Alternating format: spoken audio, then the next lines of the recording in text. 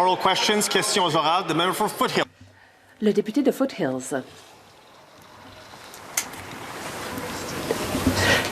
Les chiffres de l'emploi pour février sont accablants. 108 000 emplois à temps plein ont été perdus, ce qui représente la plus forte chute mensuelle de l'emploi à temps plein depuis 2020, donc depuis la COVID. Et le taux de chômage chez les jeunes se situe à 14 %. Et le Canada a la seule économie qui diminue du G7. Alors, il faut cesser d'aggraver la crise de l'abordabilité. Donc, le gouvernement est-il prêt à éliminer les taxes, comme les taxes sur le carbone qui font sombrer notre économie? L'honorable secrétaire parlementaire, les Canadiens savent que nous avons été plongés dans une guerre commerciale et ça n'a pas été notre choix. Notre gouvernement fait tout ce qui est en son pouvoir, utilise tous les leviers possibles pour soutenir l'économie canadienne, la protéger d'autres chocs qui échappent à notre contrôle. Ce que nous faisons, c'est de diversifier le commerce alors que le chef de l'opposition se balade à Londres. Il fait des discours sur le marché libre pour tenter d'impressionner et nous avons signé des accords commerciaux qui représentent des milliards de dollars. L'honorable député de Foothills, les chiffres ne mentent pas. Les leviers dont parlent les libéraux ne sont pas les bons. 73 000 emplois dans le secteur privé ont été perdus et le chômage chez les jeunes s'établit à 14 % et les jeunes Canadiens ont de la difficulté à trouver leur place sur le marché du travail, ne peuvent se permettre un logement, ne peuvent se permettre de la nourriture alors que le premier ministre fait la fête avec l'élite mondiale. Alors, pourquoi ne pas adopter le plan conservateur pour l'emploi chez les jeunes qui donnera un espoir aux jeunes de trouver un emploi ici chez eux? L'honorable secrétaire parlementaire, on ne peut pas adopter le plan conservateur parce qu'ils n'ont pas de plan. Et il faut produire quelque chose qui fournira des résultats. C'est notre plan, c'est le plan pour lequel les Canadiens ont voté, c'est le plan qui fonctionne pour créer des emplois pour les Canadiens. Et oui, nous sommes en eau trouble, nous sommes aux prises avec une guerre commerciale que nous n'avons pas créée. Nous utilisons tous les leviers à notre disposition pour faire en sorte que les Canadiens s'en sortent le mieux possible. Nous avons des mesures sur l'abordabilité. Il y a des ententes commerciales qui représentent des milliards de dollars qui sont signées pour créer des possibilités pour tous les Canadiens. L'honorable député de Barrie Sud, alors que le premier ministre parcourt le monde pour promouvoir les intérêts de Brookfield comme s'il était leur premier ministre, leur gestionnaire de portefeuille, le seul mot qui peut décrire les chiffres de l'emploi est choquant. 84 000 emplois à temps plein ont été supprimés, 73 000 postes dans le secteur privé et ce sont les hommes âgés de 25 à 54 ans qui sont les plus touchés, donc le cœur de la population en âge de travailler, de même que les jeunes âgés de 15 à 24 ans. Pourquoi les libéraux ne peuvent-ils admettre que tout ce qu'ils font n'est qu'une illusion et qu'ils laissent tomber les familles canadiennes et les jeunes? L'honorable ministre, nous avons pu signer une entente sur l'uranium en Inde qui représente des milliards de dollars. Il y a aussi de nouveaux emplois créés en Ontario. Donc, il y a de nouveaux projets qui se chiffrent à 10 milliards de dollars. Et il y a également des commandes de matériel canadien qui ont été faites à l'étranger. Donc, ce sont des milliers d'emplois. L'honorable député de Barrie Sud et Niceville. Chez nous, les gens veulent travailler, ils veulent contribuer à la production, ils veulent subvenir aux besoins de leur famille et les gens veulent acheter une maison où grandiront leurs enfants. Mais à cause des échecs libéraux des dernières années, une génération a perdu l'espoir que ce soit possible un jour. Les chiffres de l'emploi constituent une crise nationale. Peut-être que le premier ministre pourrait mettre l'accent non sur ses intérêts dans Brookfield, mais il pourrait plutôt travailler avec les conservateurs ici au pays pour résoudre cette crise et aider les familles. L'honorable secrétaire d'État, leur chef fait une visite en Europe pour tenter de redorer son image. Notre premier ministre revient de la région Indo-Pacifique. Il a signé des ententes commerciales avec des dirigeants mondiaux. 2,6 milliards de dollars en uranium pour la Saskatchewan.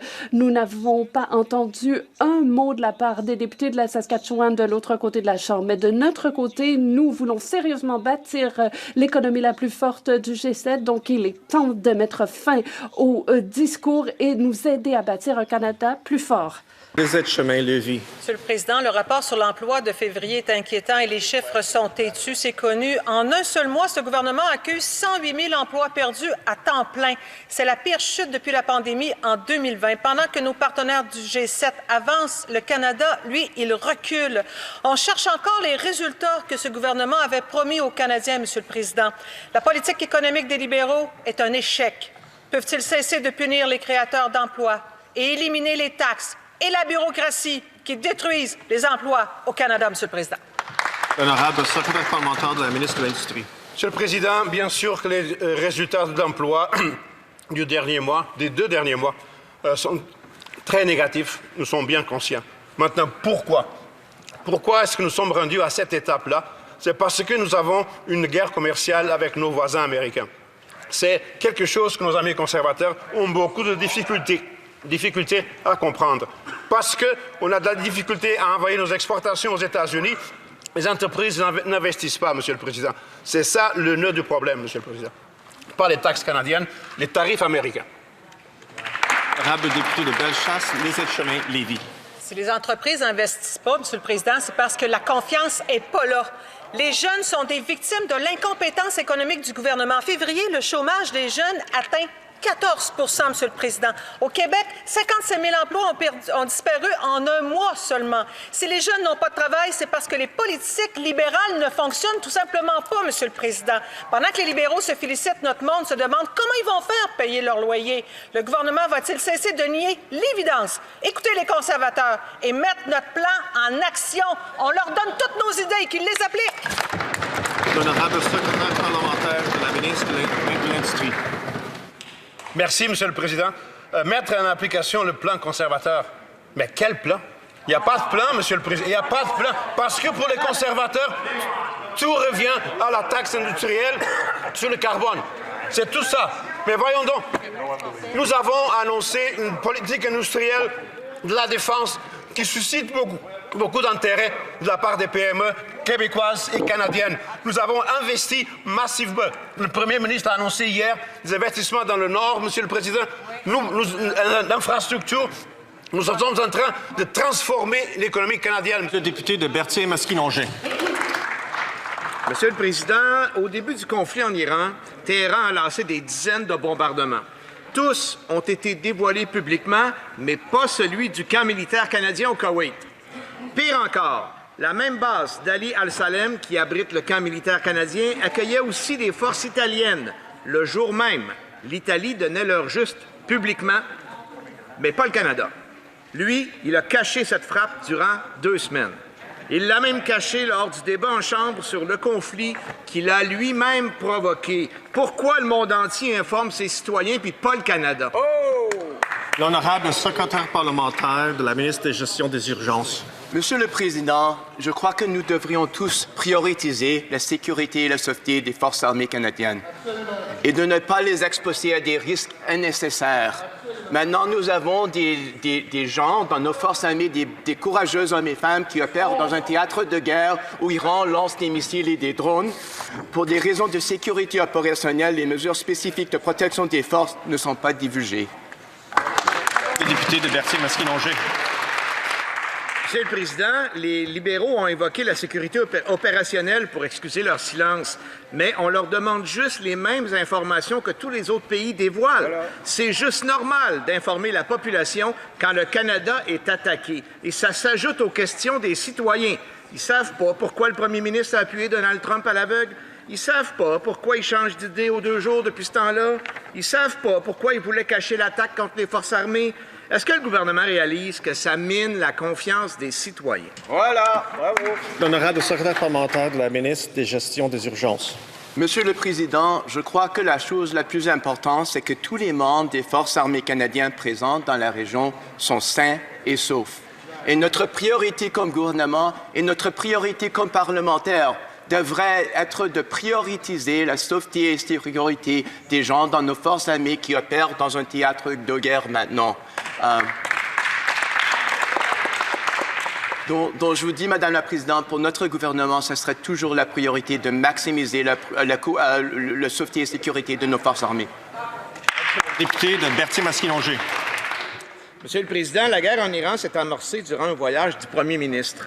Après avoir appuyé Washington, il a, durant des jours, refusé de tenir un point de presse avec les médias qui l'accompagnaient pourtant en tournée. De retour, il a boycotté un débat sur le conflit pourtant convoqué par les libéraux. Il refuse d'expliquer son silence concernant la frappe iranienne contre les militaires canadiens. Et aujourd'hui, il est reparti en Europe. Est-ce qu'il comprend que dans un dossier aussi majeur qu'une guerre qu'il a appuyée, son mandat exige qu'il réponde aux questions? Voilà. L'honorable secrétaire parlementaire de la ministre des Affaires étrangères. Monsieur le Président, le premier ministre a été clair. Le Canada, premièrement, n'a pas été consulté, n'a pas participé et n'a pas l'intention de participer à des frappes offensives contre l'Iran. Nous appuyons les efforts pour mettre fin au programme nucléaire iranien et aux décennies de terrorisme parrainées par l'État. Et les priorités du Canada sont claires. Le premier ministre l'a dit. Les civils et les infrastructures civiles doivent être protégées. Le droit international doit être respecté. Et nous défendrons la sécurité des Canadiennes et des Canadiens, peu importe où ils se retrouvent dans le monde. Merci, Monsieur le Président. L'honorable député de Calgary-Crowfoot. Monsieur le Président, les chiffres de l'emploi publiés ce matin constituent une condamnation cinglante des résultats économiques de ce gouvernement. 108 emplois à temps plein ont été perdus. Et c'est la plus forte baisse mensuelle depuis le début de la COVID et le chômage chez les jeunes dépasse maintenant 14 %. Nous avons la seule économie du G7 qui connaît une décroissance et nous avons le deuxième taux de chômage le plus élevé. Alors, est-ce que le gouvernement va accepter nos propositions conservatrices, notamment en matière de suppression des taxes et des formalités administratives qui détruisent les emplois? L'honorable ministre, Monsieur le Président, comme le sait l'honorable opposition, il y a une guerre qui fait rage et qui touche les prix partout. Et dans ce chaos, le Canada maintient une position forte. Pourquoi? Parce que nous nous sommes préparés, nous avons investi dans les emplois dans le secteur automobile, de l'acier et de l'aluminium et nous nous assurons que les aliments demeurent abordables grâce à la nouvelle prestation pour l'épicerie et les besoins essentiels. Nous avons un plan. Et il faut se préparer avant une crise. C'est notre façon de faire et se plaindre après la crise, c'est leur façon de faire. L'honorable député de Calgary-Crowfoot. On parle d'avant la crise. Eh bien, pendant 10 ans, ce gouvernement libéral a adopté des lois anti-développement, fait grimper la dette nationale, fait baisser la productivité, fait augmenter le coût de la vie, gonfler la bureaucratie et a enrichi les initiés libéraux et a fait du Canada le seul pays du G7 dont l'économie décroît. Il y a eu des occasions manquées et ce premier ministre continue de taxer, de dépenser et de réglementer comme son prédécesseur. Alors, s'engageront-ils aujourd'hui à réduire les impôts et la réglementation afin que les Canadiens puissent retourner au travail? L'honorable ministre. Eh bien, je vais annoncer quelque chose aux députés d'en face. Nous avons coupé les taxes et impôts pour 22 millions de Canadiens et aussi notre prestation pour l'épicerie et les besoins essentiels va aider 12 millions de Canadiens à s'acheter des aliments. Et aussi, nous avons facilité les choses pour les acheteurs d'un premier logement. Nous aidons les familles, nous investissons dans notre défense. Voilà en quoi consiste un plan. Lorsque nous savions qu'une crise s'en venait, nous nous sommes préparés. Se plaindre après coup en n'ayant aucun plan, ça n'aide pas les Canadiens. L'honorable député de Hastings, Lennox et Addington. Les chiffres de l'emploi envoient un message inquiétant pour l'économie canadienne. Plus de 100 000 emplois à temps plein ont disparu. Le chômage chez les jeunes a dépassé les 14 % et notre économie figure désormais parmi les plus faibles du G7. Les jeunes Canadiens tentent de démarrer leur carrière à un moment où les opportunités se raréfient. Quand ce gouvernement commencera-t-il à collaborer avec l'opposition pour trouver des solutions concrètes, comme par exemple notre plan pour l'emploi chez les jeunes et supprimer les taxes et les formalités administratives qui entravent la création d'emplois par les entreprises? L'honorable secrétaire parlementaire.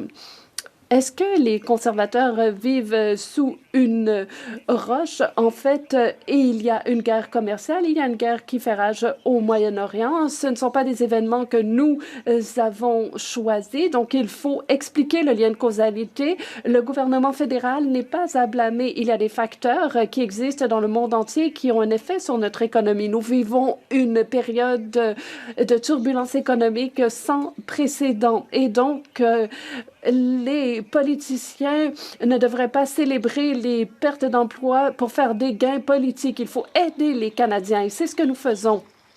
L'honorable député de Hastings, Lennox et Addington. Il faut s'intéresser sérieusement aux chiffres sur l'emploi, mais les députés d'en face veulent échapper à leurs responsabilités. Le déclin dans l'emploi a été le plus important. Outre la COVID, depuis 2009, le gouvernement a promis un leadership économique fort. Mais si le gouvernement ne peut offrir des emplois ou de l'espoir à la prochaine génération, pourquoi les Canadiens devraient-ils avoir confiance en leur plan économique? L'honorable secrétaire d'État.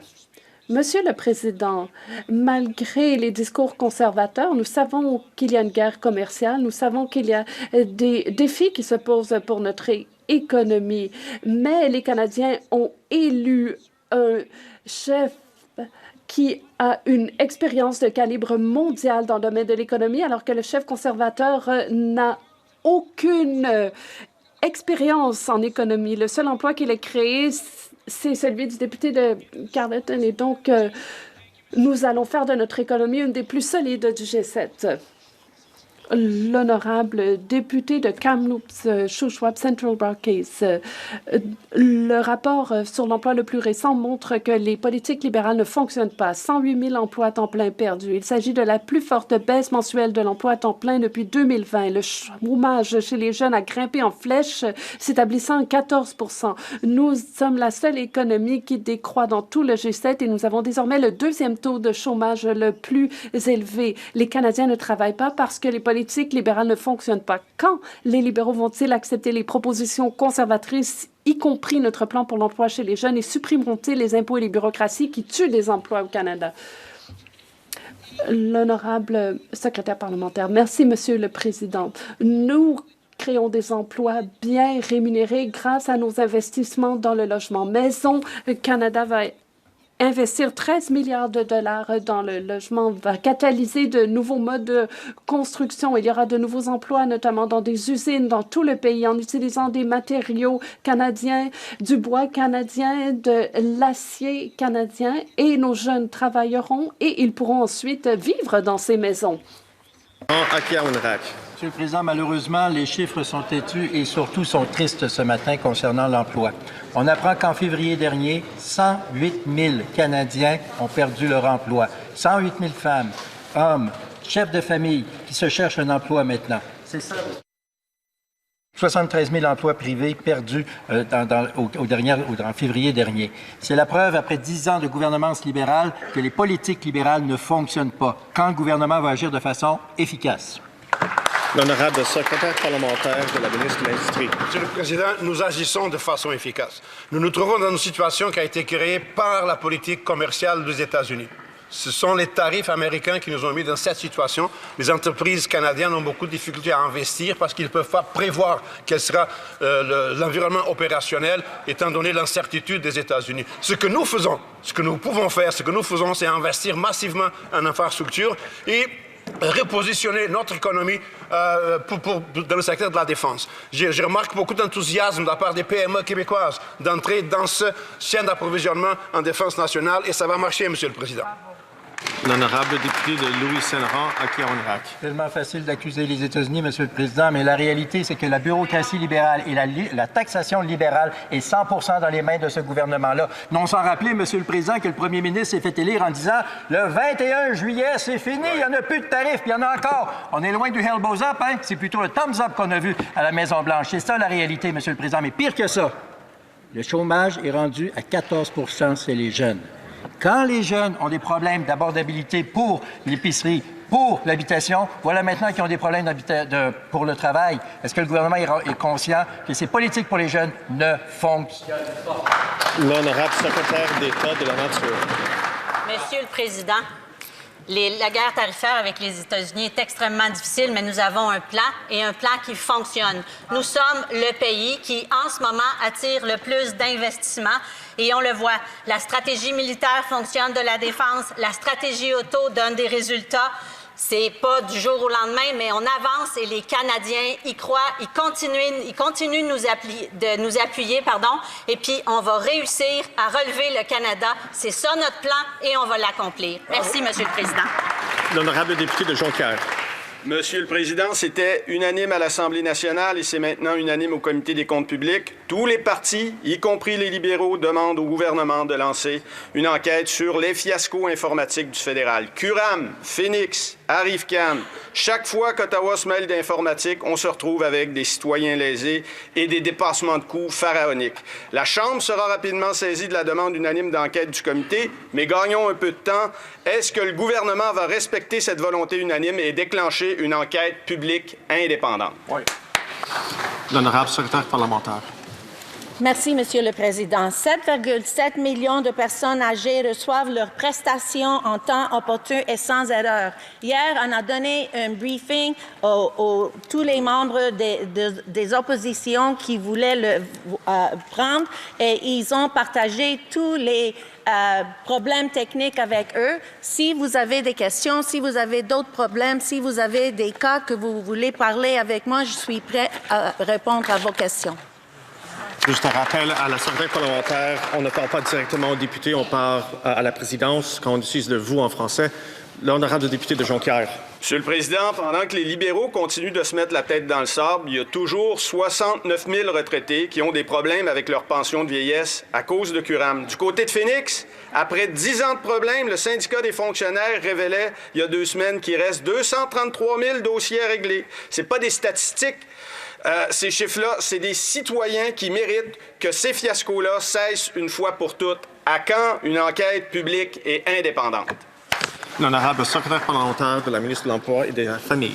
Merci, Monsieur le Président.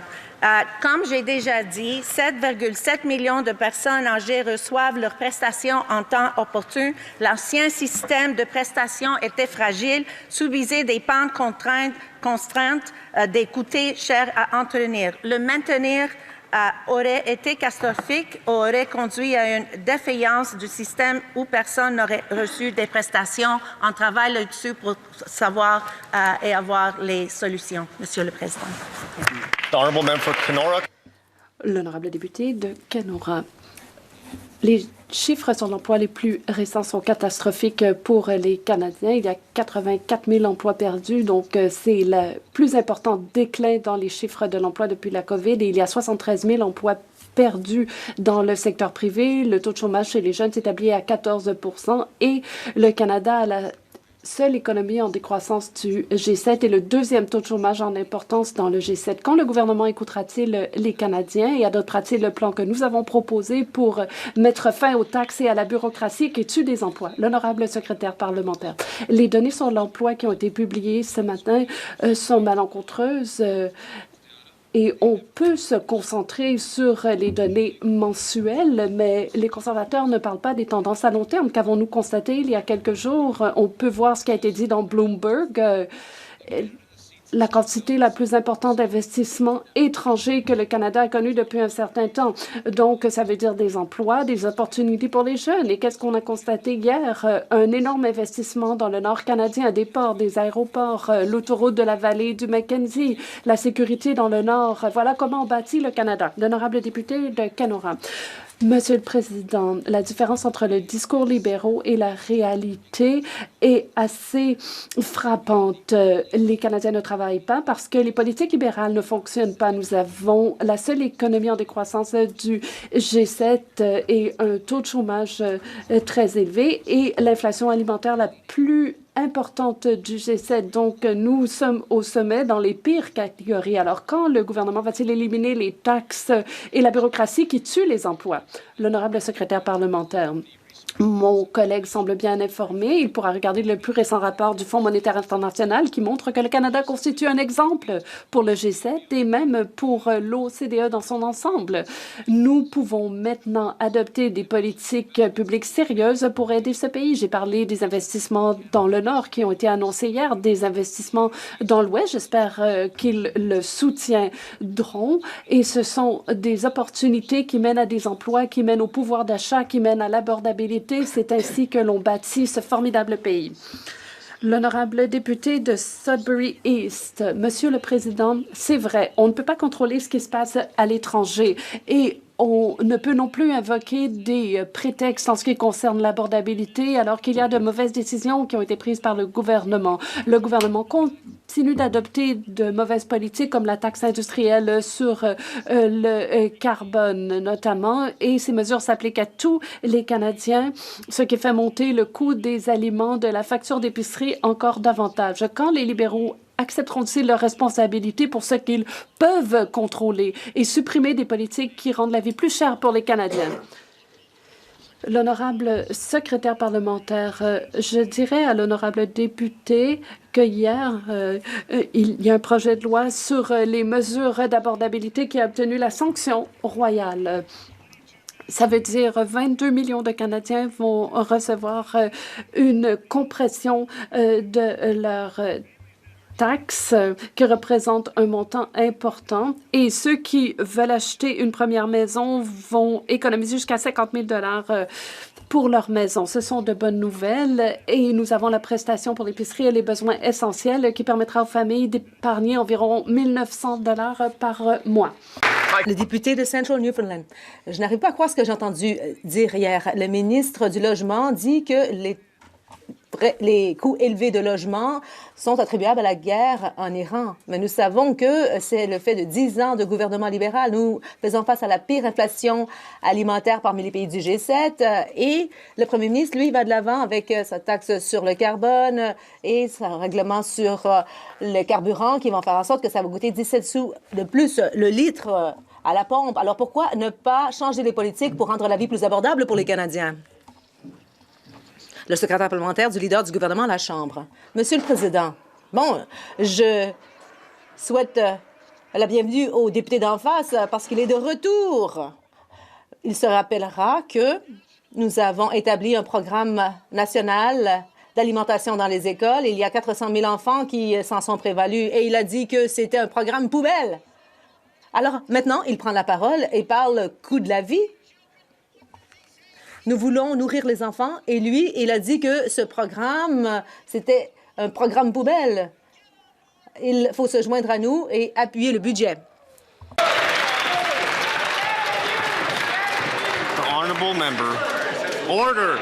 À l'ordre, à l'ordre, à l'ordre. Le député de Saskatoon South. Monsieur le Président, le Canada connaît la plus forte inflation alimentaire parmi les pays du G7 et est la seule économie en recul du groupe. Le taux de chômage est en hausse maintenant et les Canadiens sont confrontés à une grave crise du coût de la vie. C'est constant. Les prix des produits à l'épicerie montent en flèche et les salaires sont tellement insuffisants qu'ils ne couvrent pas le coût de produits de première nécessité. Les Canadiens méritent une économie où leur travail acharné leur permet de progresser. Quand est-ce que les libéraux vont reconnaître leurs torts et admettre que tout cela, c'est le fait de leurs taxes et impôts qui punissent les Canadiens et leur politique punitive aussi? Le secrétaire d'État, nous allons continuer d'aller de l'avant pour aider les Canadiens de partout au pays. De notre côté de la Chambre, nous voulons nous doter de l'économie la plus forte parmi les pays du G7. Et en fait, nous avons l'économie qui croît le plus rapidement parmi les pays du G7. Nous avons le meilleur ratio dette-PIB et nous avons une des meilleures cotes au monde de crédit. Les Canadiens ont fait un choix. Ils ont élu un chef qui a de bons antécédents en matière d'économie et de finances et ça fait contraste au chef conservateur qui n'a jamais travaillé une seule fois. Et là, je parle de véritable emploi. Le député du Labrador. Nous savons que le gouvernement travaille pour créer de nouveaux projets pour attirer des investissements et nous savons que le commerce international créer de véritables débouchés ici pour nos travailleurs, que ce soit dans l'aérospatial, dans l'aviation ou dans le secteur des fruits de mer. Est-ce que le ministre du Commerce international peut dire à la Chambre comment notre gouvernement permet des résultats ici en travaillant à aller chercher des débouchés à l'étranger? Le ministre du Commerce international. Nous trouvons de bons débouchés. En Chine, nous avons éliminé les tarifs sur le crabe et en Australie, nous avons reçu un engagement de 10 milliards de dollars d'investissement au profit du Canada et dans le Golfe. VislaJet a passé une commande de 40 avions et c'est de bonnes possibilités pour l'aérospatiale, l'ingénierie, la construction et les fruits de mer. Voilà comment on se dote de Canada fort. La députée de Lakeland. Le ministre de l'Énergie a déclaré qu'une crise, c'est une chose trop grave pour être gaspillée. Il faut 20 ans pour construire une mine au Canada, alors qu'aux États-Unis, ça prend 28 jours pour approuver une mine en vertu des règles d'urgence. Le Canada envoie des terres rares à Pékin et il contrôle 90 du raffinage de la transformation mondiale, tandis que le projet de loi C-69 bloque le développement de la ceinture de feu avec des évaluations régionales interminables. Alors, quand est-ce qu'on va enfin approuver les permis à la ceinture de feu pour qu'on puisse construire des mines ici, chez nous? Le secrétaire parlementaire.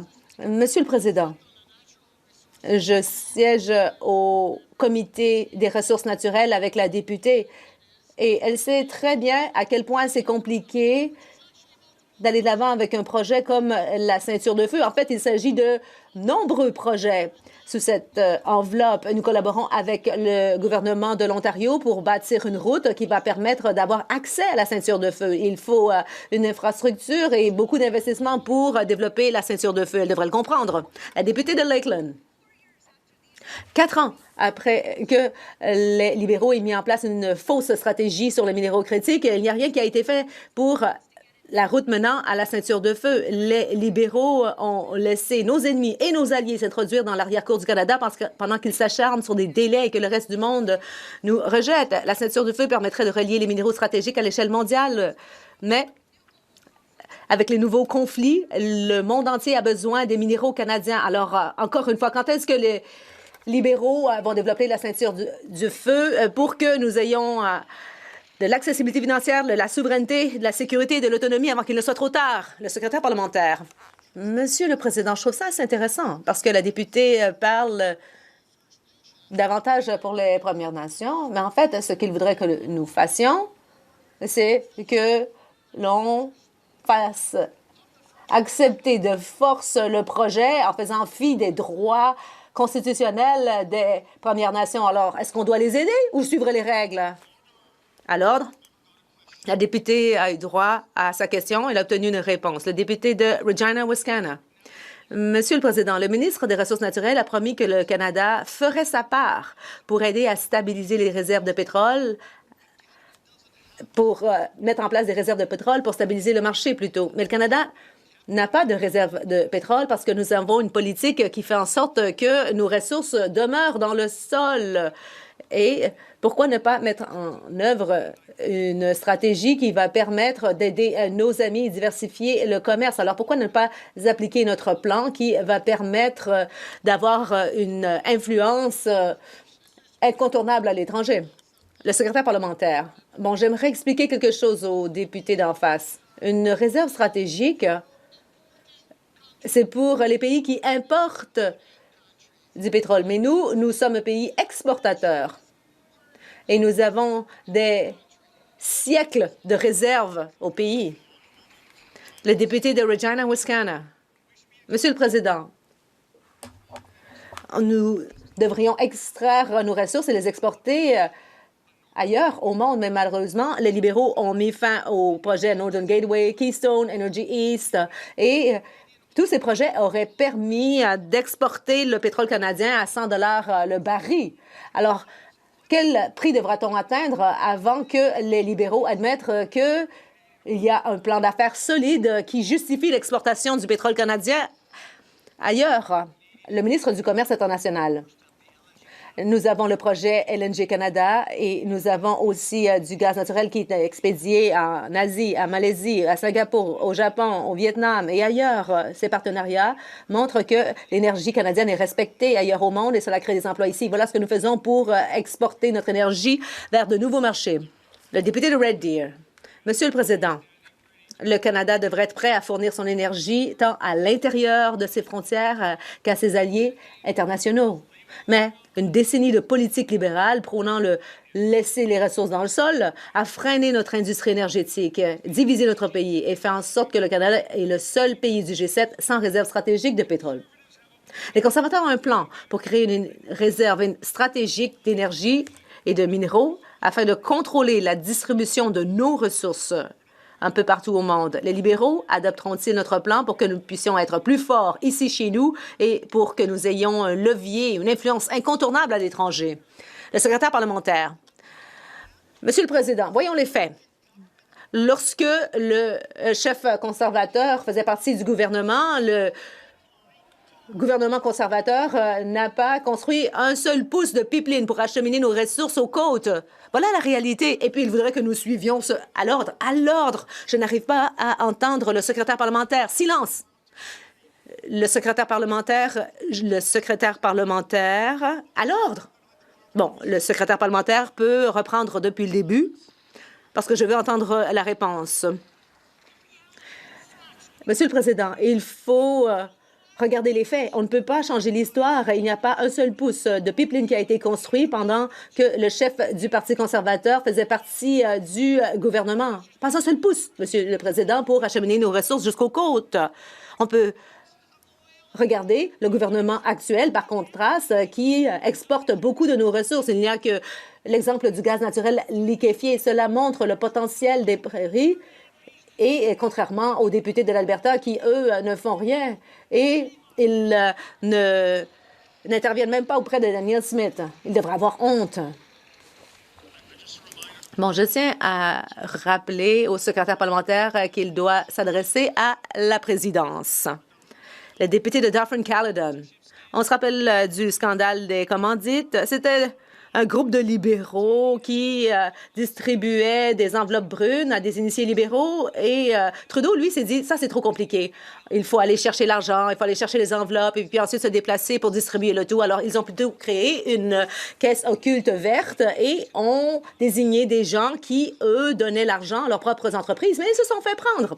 Alors maintenant, nous avons de nouveaux libéraux qui ont un nouveau plan, c'est-à-dire d'offrir des prêts en deçà du taux du marché à des amis libéraux. Alors, quels que soient les libéraux au pouvoir, c'est la même corruption. Le secrétaire parlementaire du leader du gouvernement à la Chambre.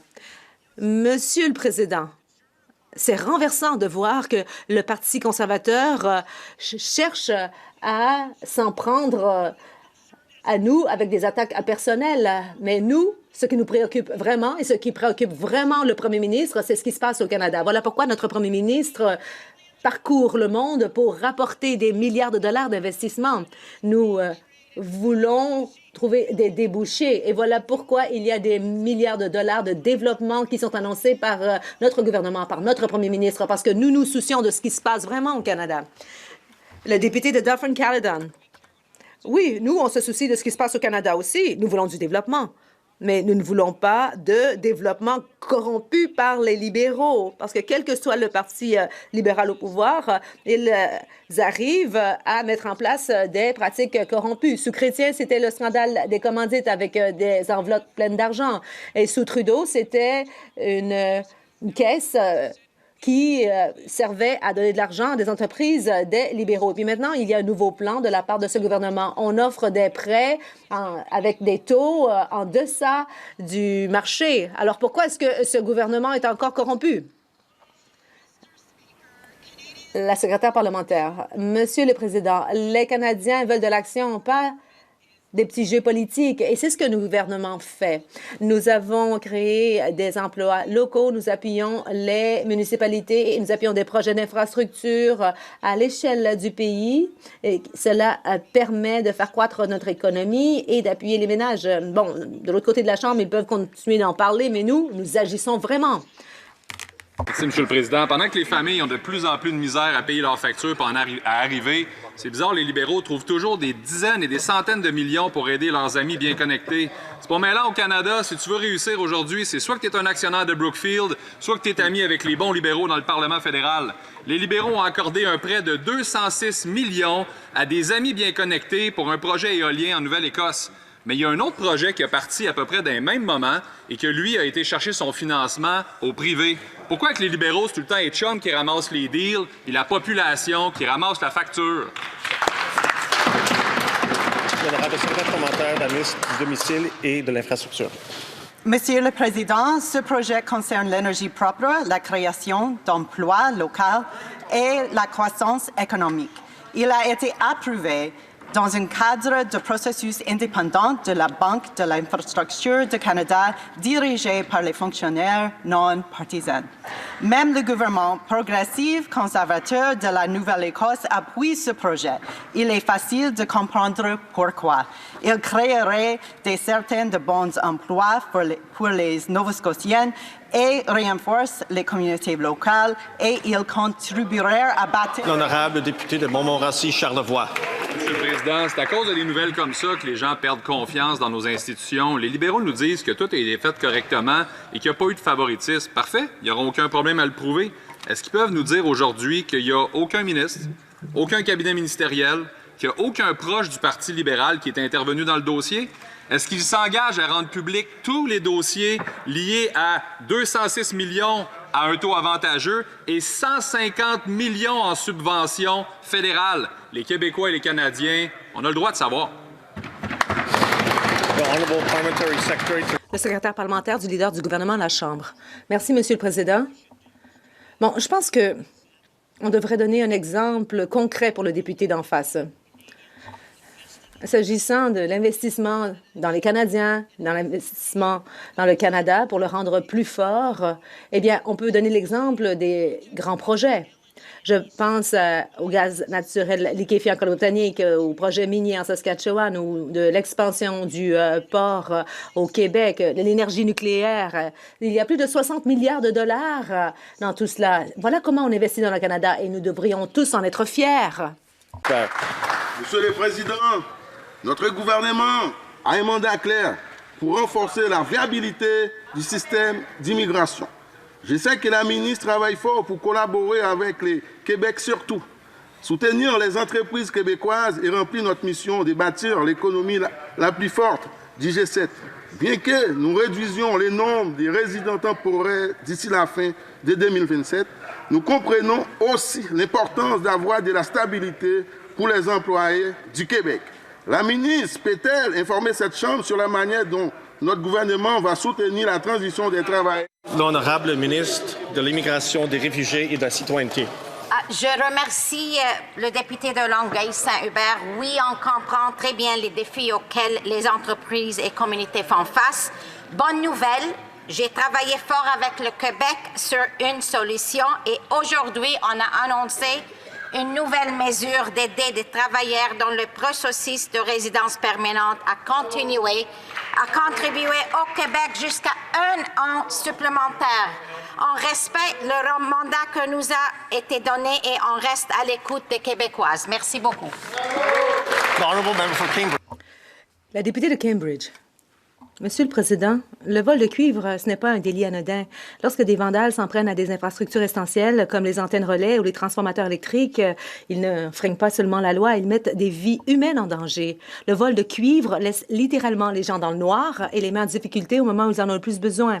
L'année dernière, rien que dans la région de Cambridge, on a dénombré 15 pannes de réseaux cellulaires liées à des crimes de vol de cuivre parce que les résidents aussi ne peuvent pas appeler le 911 en cas d'urgence. Le gouvernement reconnaît-il que le vol de cuivre constitue une menace importante et va-t-il prendre des mesures?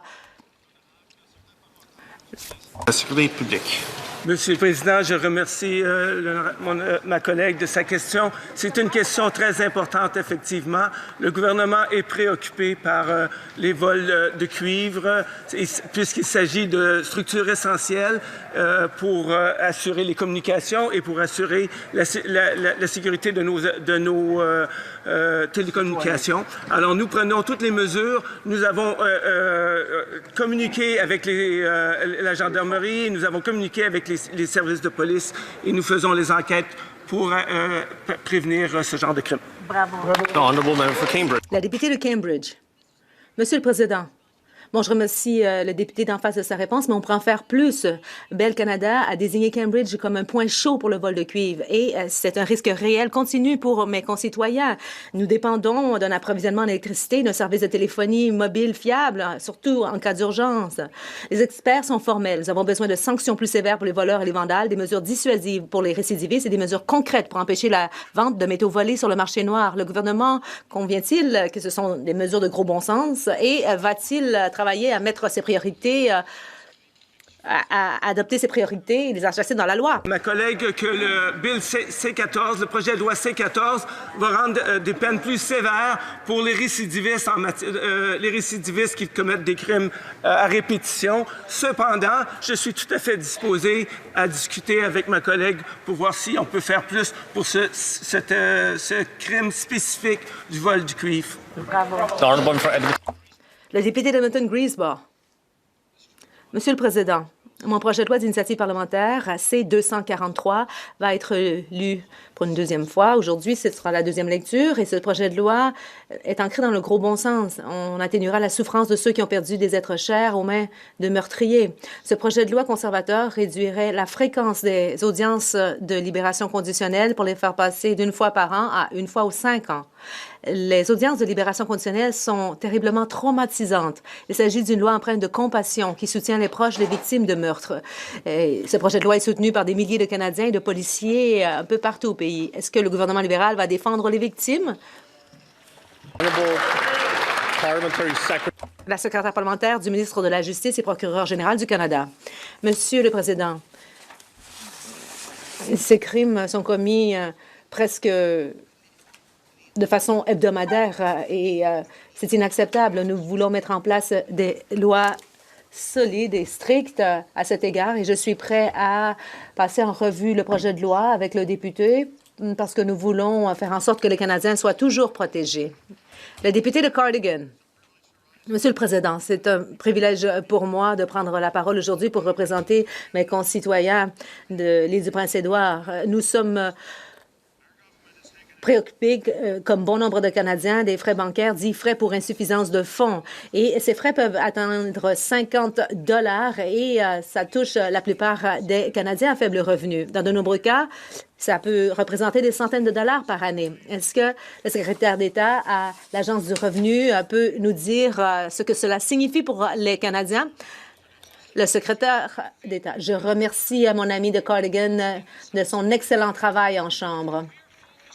Nous sommes déterminés à rendre la vie plus abordable pour les Canadiens. Voilà pourquoi hier, nous avons établi un plafond pour les frais pour insuffisance de fonds à 10 $. Avant que cette mesure ne soit en place, cela pouvait atteindre 50 $ et les Canadiens pouvaient avoir à payer ces frais plus d'une fois par jour. Et cela veut dire maintenant que les Canadiens vulnérables vont économiser des centaines de dollars par année. Nous sommes résolus à rendre la vie plus abordable pour les Canadiens. Merci. Le député de Similkameen, South Okanagan, West Kootenay. Hier, dans un débat sur les sites de consommation de drogue supervisée, j'ai posé à la ministre libérale de la Santé la question la plus simple qui soit. Est-ce que consommer du fentanyl, c'est sûr et c'est bon pour la santé? Mais la ministre n'a pas pu donner de réponse claire. Et elle a dit que les sites permettent de sauver des vies. Mais consommer de la drogue, cela ne sauve pas de vie. Est-ce que la ministre croit que consommer du fentanyl illégal, c'est là une façon sûre de régler le problème? La secrétaire parlementaire, soyons clairs, le fentanyl, c'est une substance contrôlée et lorsqu'il y a consommation, c'est dans un environnement très contrôlé. Les sites de consommation supervisée permettent de sauver des vies. Et il s'agit d'un outil dans une boîte à outils. Et il y a d'autres moyens aussi que nous avons mis en place et nous collaborons avec les provinces et les collectivités pour s'attaquer aux problème et à la crise des drogues toxiques. Et la députée devrait présenter les choses sous un jour plus clair. Le député de Vancouver-Kingsway. À Davos, le premier ministre a déclaré que le Canada mettrait ses principes en pratique en agissant de manière cohérente, en appliquant les mêmes normes tant à ses alliés qu'à ses rivaux. Mais, Monsieur le Président, à juste titre, le Canada a condamné l'invasion de l'Ukraine par la Russie en la qualifiant d'illégale, mais pourtant, le premier ministre soutient les États-Unis et Israël alors qu'il mène une guerre tout aussi illégale contre l'Iran. C'est deux poids, deux mesures, et cela sape la crédibilité du Canada et érode l'ordre mondial fondé sur les règles dont dépend notre sécurité. Pourquoi le premier ministre renonce-t-il aux principes qu'il défendait il y a quelques semaines à peine?